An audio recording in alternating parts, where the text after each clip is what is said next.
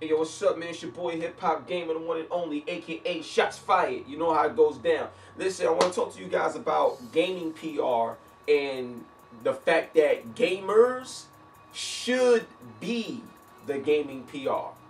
I'm not talking about people that come from different, areas of expertise. You know what I'm saying? Like if you're a PR for some lawyer, or if you're a PR for some sneaker company, okay, cool, fine, whatever, whatever.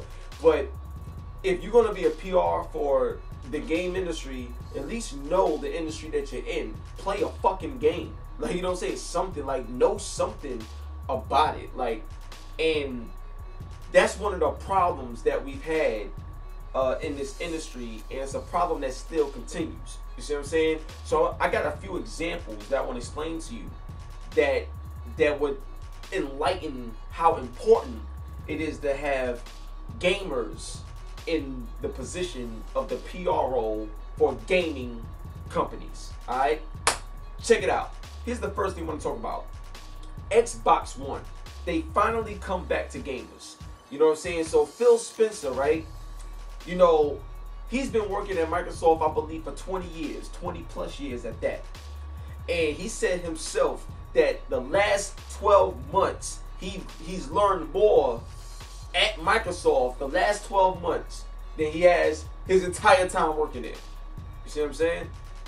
And now that he's head of the Xbox business, the reason why he learned so much, because he had no fucking clue about, like, the actual industry and the people needs and what it's like to be a true gamer. You see what I'm saying? He had no clue about how that works. See, you can't take a corporate mind and bring it into a real mind, because most of the corporate stuff that you see is bullshit. So I'll give you an example. If you look at my man Kanye West, right? I don't always agree with Kanye West. You know, he's real over emotional about a lot of shit.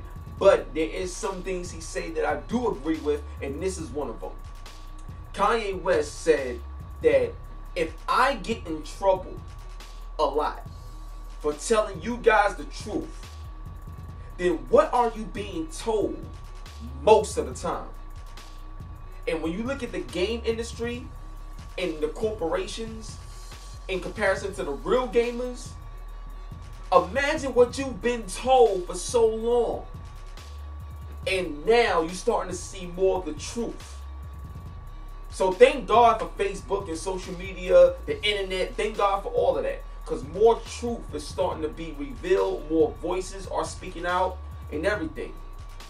Another proof of this truth is my man Angry Joe. When he interviewed my man Major Nelson at E3, he actually said, can't that DRM just be turned off just like that? Like, you know, it's not like you can't do it. You guys just choose not to. And Major Nelson is like, are you a specialist at this? Are you this? Are you that? Like, how do you know what it takes to blah, blah, blah? Trying to sound corporate, political. But what the fuck happens? No DRM. DRM reversal.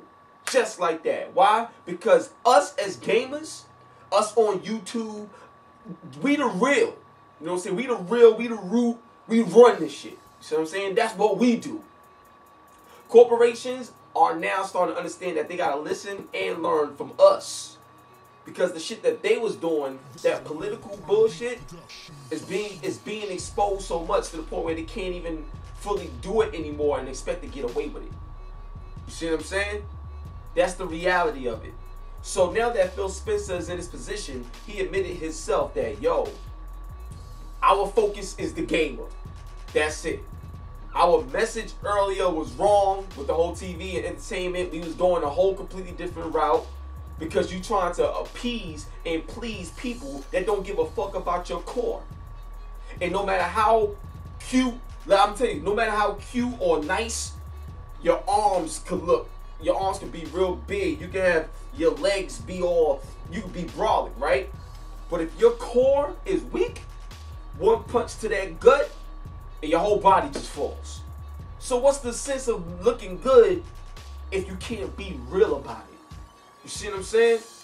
And that's why I feel gaming PR should be, or most of these companies should actually hire real gamers. Think about it like this. If you go to GameStop to buy a game, don't you want gamers to work there so if there's any questions, they know for themselves instead of being handed a script to memorize so everybody's telling you the same thing? Because that's what happens with a lot of the gaming PR today. They don't know shit like for themselves. A lot of them do not know nothing for themselves. They're all told to say certain things. They are media trained for gamers. Like you know what I'm saying? They're media trained gamers. They're not real gamers. You feel me? So that right there needs to change, and that was the first point that I wanted to make out of a few that you're gonna see in this video. Check it out. Now, my man Chris Palladino, this is my brother. I love him to death. This is actually one of the very first interviews. Actually, this is the Chris Palladino, the very first interview that I did in 2008 at my first E3 was with Chris Palladino. You know what I'm saying? I just landed and I was going to the Gamer Score blog.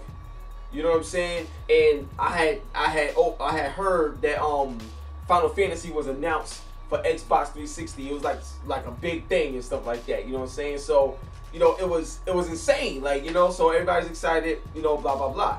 So I meet up with Chris Palladino. We at the Gamer Score blog. It's crazy, having a good time talking community shit with real gamers. That's what Microsoft had in the Xbox 360 days. Now keep in mind, Xbox 360 came out in 2005. If I'm not mistaken, YouTube came out in 2006, and Facebook and all that other stuff. So, you know, it was the dawning of a new age in terms of the internet, social media, and the launch of this system. You feel me? So check this out. The Gamer Score blog was the heart and soul of the overall Microsoft Xbox 360 business at one point. You feel me? Why is that? Because it gave gamers someone and some people that they could constantly engage with, so they can feel close to the brand on a deeper level. They worked hard to spend money on Xbox. You see what I'm saying? But guess what happens, right? The Gamer Score blog is the core. That's the core of the communication between gamers and the Xbox business. But they let the Gamer Score blog go. Anytime you get rid of your core or a piece of your core, or you feel it's not as important or relevant, you're on your way on a downward spiral.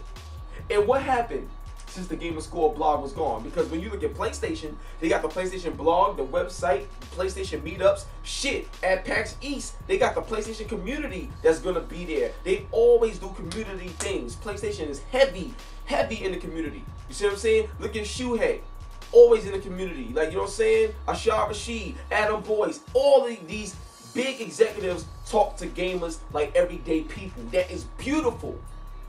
Now you're starting to see Xbox do it. And that's why, you know, it looks fake, but it's becoming real.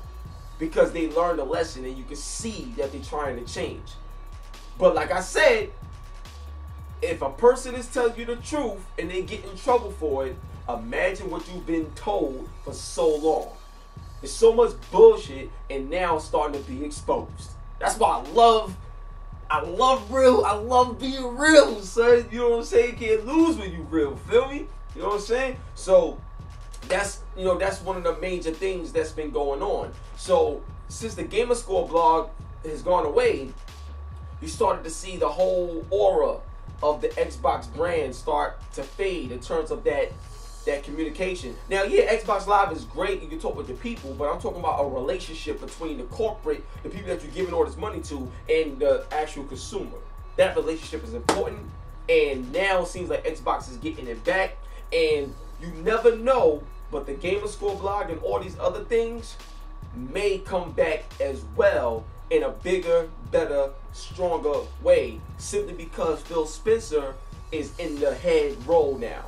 And I really believe he's learned a valuable lesson, and he's going to get on the ball to match what PS4 is doing right now and try to exceed that, because they are in competition, let alone it's a friendly competition, and it's good to see both of them succeed. I got a few more points to break up. Now, back to gaming PR.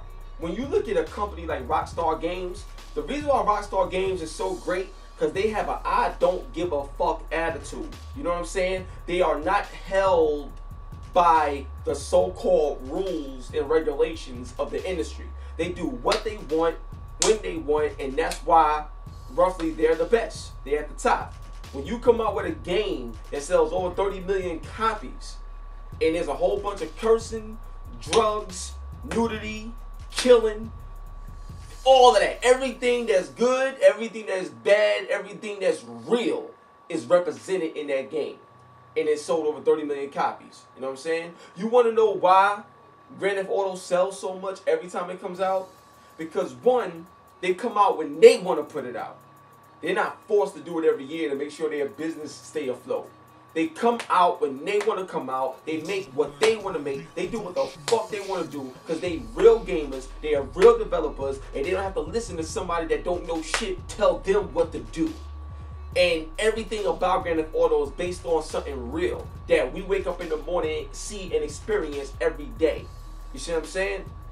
Real recognized real. People will always be able to relate to that. Whether you agree or disagree, real shit is what people relate to. That's what grassroots mean. That's what roots mean, period. The real, the raw, the growth, the core. And that's what Rockstar Games is. That's what they represent. And that's why I don't think anyone or any game or any company will ever top Rockstar and the Grand Theft Auto brand. Simply because of those elements. You know what I'm saying? When you look at those elements and you look at other people in the industry, gaming, PR, games, or whatever, look at Castlevania. You know what I'm saying? Castlevania, they got all types of brutal shit in that game. And what happens? The media want to say, oh, I feel this part of the game was, you know, it was too brutal. Like, you shouldn't be. Motherfucker, he's a vampire. He's trying to kill you. He's supposed to be brutal. Like, you see what I'm saying? And then you got these sensitive bitches in the game industry that always get over emotional about stuff. And you know what I'm saying? It's just crazy. It's a game. It's fun. You know what I'm saying? Rockstar don't care about none of that. They do what they want when they want. And that's the true soul of a gamer. You know what I'm saying? Like when we went to the arcades to play Mortal Kombat, you know what I'm saying? When we went to do our thing, we didn't care about none of that. We just wanted to make friends, play games, and talk about it and keep it real. That's what it was all about. And it seems like the industry is coming back to that, and it feels real good. See what I'm saying? So, once again, gaming PR need to hire real gamers. Because at the end of the day, if you have real gamers as your PR, then they are going to bring real attention to your game. They're going to bring real gamers to the actual aspects of your game that make your game great, to convey that message to the people, to the world. You see what I'm saying? This is real shit right here. So, what do you guys think? Let me know. It's your boy HipHopGamer. That was Game Industry Part 2, man. Let's get it poppin'.